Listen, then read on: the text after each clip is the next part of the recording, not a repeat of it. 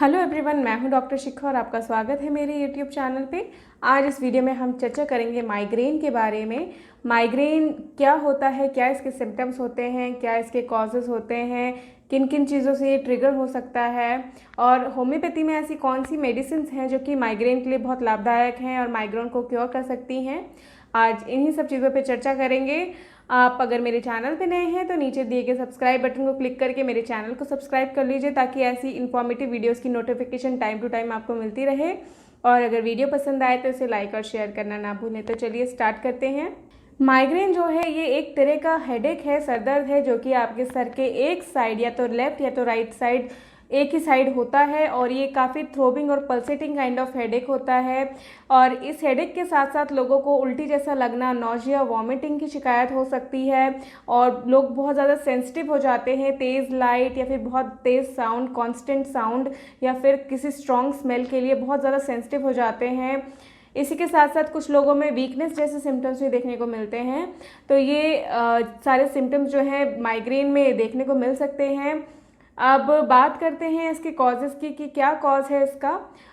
तो हमारे जो ब्रेन की जब एक्टिविटी जो है वो एबनॉर्मल तरीके से होती है तो फिर ये हमारे किसी न किसी तरह अफेक्ट करती है। जो भी ब्लड वेसल्स होती हैं ब्रेन की, जो भी ब्लड फ्लो होता है ब्रेन का और सराउंडिंग टिश्यू का, उसको अफेक्ट करती है, जिसकी वजह से आपको माइग्रेन की दिक्कत जो है वो हो सकती है।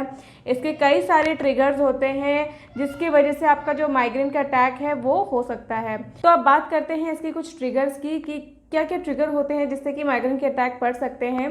तो अगर आप बहुत ज़्यादा एंग्शियस रहते हैं, बहुत ज़्यादा स्ट्रेस लेते हैं तो ये एक ट्रिगर का काम कर सकता है। हार्मोनल इम्बैलेंस जो है ये भी एक ट्रिगर का काम कर सकता है। अगर लोग बहुत ज़्यादा सेंसिटिव होते हैं लाइट या फिर साउंड या फिर स्ट्रॉन्ग स्मेल के लिए तो वो भी एक कारण हो सकता है माइग्रेन के अटैक का। इसी के साथ साथ अगर आप तंबाकू का सेवन करते हैं या चेंज ऑफ वेदर हो जाता है तो ये भी एक ट्रिगर हो सकता है। अगर आप बहुत ज़्यादा ओवर एक्सर्शन कर लेते हैं किसी दिन तो वो भी एक ट्रिगर कर सकता है माइग्रेन के अटैक को। अगर आप खाना छोड़ देते हैं, स्किप करते हैं मील्स को, तो वो भी एक ट्रिगर का काम करता है माइग्रेन के अटैक के लिए। खाने में कुछ ऐसे आइटम्स होते हैं जो कि ऐसे माइग्रेन के अटैक को ट्रिगर करते हैं, जैसे कि मोनोसोडियम ग्लूटामेट जो कि MSG के नाम से जाना जाता है, जिसे चाइनीज़ खाने में बहुत ज़्यादा यूज़ किया जाता है। तो ये एक ट्रिगर का काम कर सकता है। इसी के साथ साथ कुछ वो फ्रूट्स होते हैं जो कि ट्रिगर का काम कर सकते हैं, जैसे कि कुछ सिट्रस फ्रूट्स होते हैं। इसी के साथ साथ चॉकलेट जो है वो एक ट्रिगर का काम कर सकता है। अल्कोहल एक ट्रिगर का काम कर सकता है। अब बात करते हैं इसके कुछ सिम्टम्स की। इसके जो सिम्टम्स हैं वो 4 फेजेस में डिवाइडेड हो रखे हैं। तो जो सबसे पहला स्टेज है वो प्रोड्रोमल स्टेज है, जिसमें कि जो आपके सिम्टम्स हैं वो अटैक के 24 घंटे पहले स्टार्ट हो जाते हैं। इसमें फूड की किसी तरह की क्रेविंग होना ये हो सकता है, बहुत ज़्यादा पेशाब आना ये एक सिम्टम हो सकता है, मूड चेंजेस एक सिम्टम हो सकता है। इसके बाद वाला जो स्टेज आता है वो है ऑरा। ये जो माइग्रेन अटैक है उसके तुरंत पहले का ये स्टेज होता है ऑरा। और इसमें आंखों के आगे लाइट नज़र आना या फिर फ्लैशेस ऑफ लाइट या फिर लाइंस जो है वो नज़र आना, ये सारे चीज़ें इसमें देखने को मिलती हैं। कई लोगों में वीकनेस जो है अटैक के पहले बहुत ज़्यादा वीकनेस आना ये देखने को मिल सकता है। जो इसकी थर्ड स्टेज होती है वो है हेडेक। हेडेक जो है वो शुरुआती दौर पे तो धीरे धीरे होता है, बट धीरे धीरे बढ़ के ये बहुत ज़्यादा सिवियर हो जाता है। बहुत ज़्यादा थ्रोबिंग और पल्सेटिंग काइंड ऑफ हेडेक होता है पेशेंट को। हेडेक के साथ साथ नौजिया, वॉमिटिंग जैसे सिम्टम्स भी हो सकते हैं। पेशेंट बहुत ज़्यादा सेंसिटिव हो जाता है लाइट के लिए, बहुत तेज़ साउंड के लिए बहुत ज़्यादा सेंसिटिव हो जाता है। पेशेंट का जो पेन है वो चलने से, खांसने से, छींकने से जो है बढ़ जाता है। ये सारे इसके हेडेक के स्टेज के सिम्टम्स होते हैं। इसके बाद वाला जो स्टेज होता है वो होता है पोस्ट्रोमल स्टेज।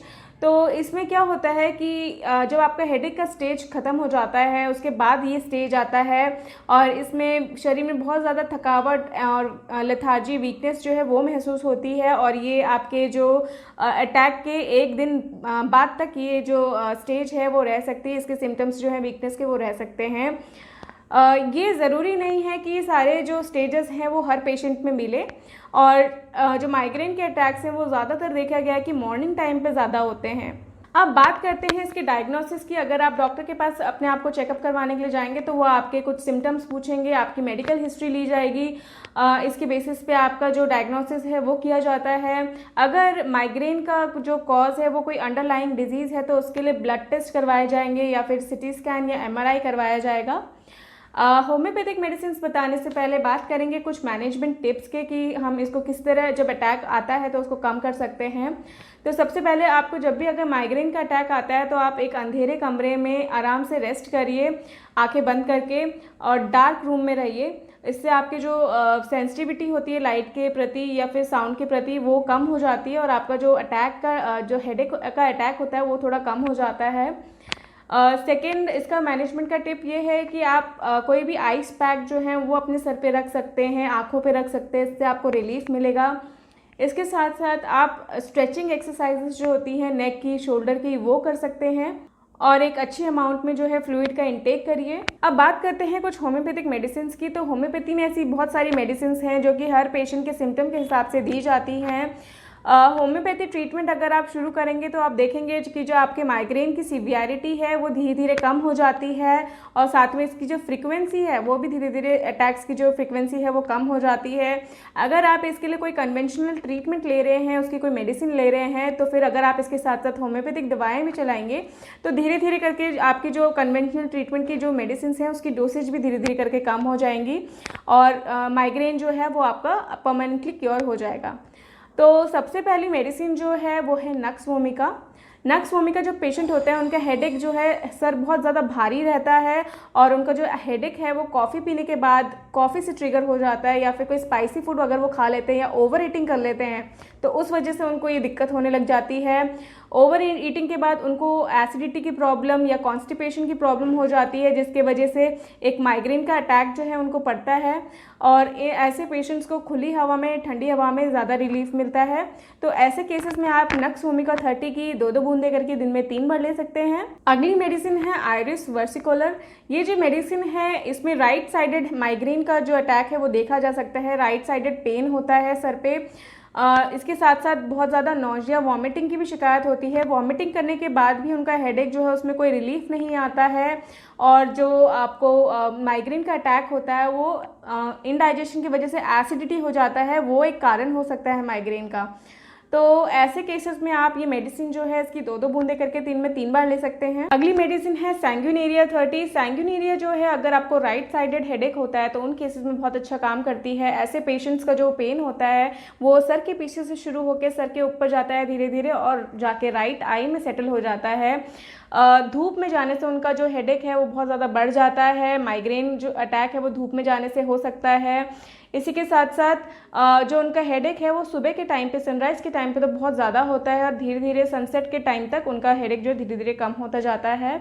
जिन लोगों में पीरियोडिकल हेडेक है यानी कि हर हफ्ता, हर 7 दिन में उनको ऐसे माइग्रेन के अटैक पड़ते हैं तो उनके लिए ये मेडिसिन बहुत अच्छा काम करती है। जो महिलाएं जिनको मेनोपॉज आ चुका है, पीरियड्स बंद हो चुके हैं, उनको अगर माइग्रेन की दिक्कत है तो ऐसे केसेस में आप सैंग्यूनेरिया 30 इसकी 2-2 बूंदे करके दिन में 3 बार ले सकते हैं। अगली मेडिसिन है नाट्रोम्यूर 30। नाट्रोम्यूर जो है इसका जो माइग्रेन का हेडेक होता है बहुत ज़्यादा वर्स होता है। जिन लोगों को क्रोनिक प्रॉब्लम है, बड़े लंबे टाइम से माइग्रेन की दिक्कत हो रही है बट ठीक नहीं हो रहा है, वो लोग ये मेडिसिन ले सकते हैं। ऐसे जो पेशेंट्स होते हैं, जो स्कूल गोइंग गर्ल्स होती हैं, जो स्पेशली अनीमिक गर्ल्स होती हैं, तो वो उनको अगर माइग्रेन का ऐसी प्रॉब्लम होती है, हेडेक की प्रॉब्लम होती है तो उनमें ये मेडिसिन बहुत अच्छा काम करती है। ऐसे पेशेंट्स जो है इनका हेडेक जो है वो सनराइज़ के टाइम पे बहुत ज़्यादा सिवियर होता है और सनसेट तक उनका हेडेक जो है वो रहता है, तो इसे सनराइज़ टू सनसेट हेडेक के नाम से भी बोला जा सकता है। इस तरह का हेडेक होता है इसमें। इसी के साथ साथ आई स्ट्रेन से अगर माइग्रेन का अटैक हो रहा है या हेडेक हो गया है आई के स्ट्रेन से तो उनमें भी ये मेडिसिन बहुत अच्छा काम करती है। इसमें जो सर का दर्द है वो इतना ज़्यादा होता है कि ऐसा लगता है बहुत ज़्यादा हथौड़ा कोई मार रहा हो सर पे, इस तरह का हेडेक होता है इनको। और इसी के साथ साथ जो गर्ल्स होती हैं जिनमें मेंस्ट्रुएशन होता है, मेंसेस पीरियड्स के टाइम पे अगर उनको हेडेक रहता है या माइग्रेन रहता है तो उनमें ये मेडिसिन बहुत अच्छा काम करती है। ऐसे केसेस में आप ये मेडिसिन जो है इसको 2-2 बूंदे करके दिन में 3 बार ले सकते हैं। अगली मेडिसिन है स्पाइजीलिया 30। स्पाइजीलिया उन केसेस में दी जाती है जिनमें अगर आपको लेफ़्ट साइडेड हेडेक की शिकायत हो, लेफ़्ट साइडेड माइग्रेन हो, उन केसेस में बहुत अच्छा काम करती है। सर के पीछे की तरफ से जो पेन है वो एक्सटेंड करके सर के ऊपर जाता है और जाके लेफ़्ट आई में सेटल हो जाता है। सर के आसपास ऐसी सेंसेशन होती है कि जैसे बहुत टाइट बैंड या कपड़ा बांधा हुआ हो। इसी के साथ साथ जो आइज़ का मूवमेंट होता है वो बहुत ज़्यादा पेनफुल होता है, आई बॉल्स में बहुत ज़्यादा पेन होता है। ऐसे केसेस में आप इसकी 2-2 बूंदें करके दिन में 3 बार ले सकते हैं। ऐसी ही और भी मेडिसिन होती हैं, जैसे कि लाइकोपोडियम के जो पेशेंट होता है उनमें माइग्रेन का अटैक जो है वो चॉकलेट खाने के बाद होता है।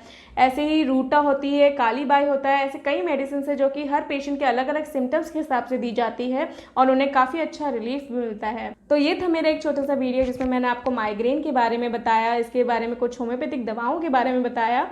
अगर आप मुझसे कुछ और चीज़ के बारे में पूछना चाहते हैं तो आप मुझे नीचे कमेंट बॉक्स में कमेंट कर सकते हैं। मैं उस चीज़ पे ज़रूर वीडियो बनाने की कोशिश करूँगी। इस वीडियो में इतना ही। मिलती हूँ आपसे अगली वीडियो में और इन्फॉर्मेटिव कंटेंट के साथ। Till then goodbye, stay healthy, stay aware.